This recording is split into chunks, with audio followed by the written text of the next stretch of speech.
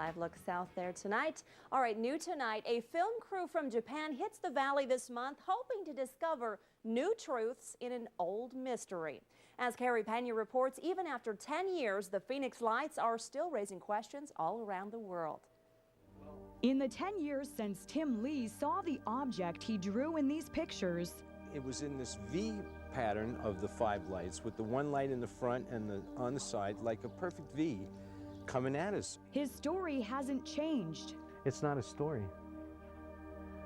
It's a fact. Major sighting here. For most people, home video like this represents the March 13th, 1997 phenomenon known as the Phoenix Lights.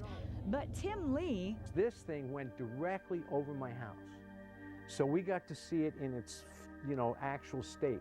And his son Hal... I came right over the top, right down the street here. ...saw something more like this. Up close and personal, they say. And they're not alone.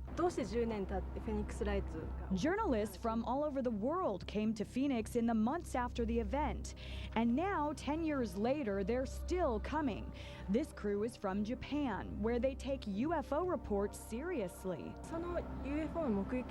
Japanese citizens in general have very high interest in UFOs. They often have a lot of TV shows, even from many years ago, talking about this issue, and in Japan it's a very serious issue that they have great interest in. They'll interview more than a dozen witnesses like Tim and his family.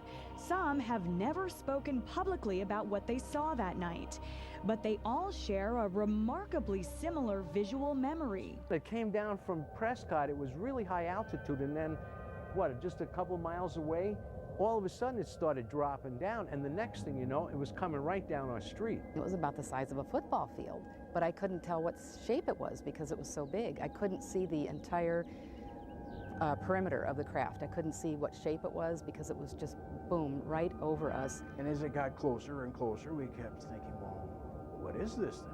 And the answer is we don't know what it is. Say at least a mile wide, probably 2 or 3 blocks long. I judged from the nose of the craft to the end of the left wing was over a mile long. It was coming right at us. It was boomerang shaped, I would say, like a boomerang, and it was coming right at us. We stood there paralyzed watching this. So they want to know the truth. They want to know what really happened. They want to hear from each witness their personal account and hopefully get closer to what really happened that night and the truth. People would say, this is crazy. Absolutely crazy. If it's crazy, Lee asks how so many people who don't know each other could report the same thing on the same night. Something that was not a set of lights off in the distance. We all, every day. What would you think if you saw something like that? I just can't imagine. I never have. I probably never will. Well, you can find this story and more on the Phoenix Lights on our website at azfamily.com/unexplained. And Royal, were you here 10 years ago when this all went down? No, I was in Atlanta. Well, I wasn't here either, but listening to this testimony all the time, I'm intrigued. It's so compelling.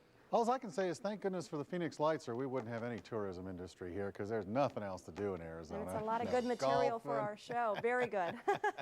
No scenery, nothing out there. Heather, we had some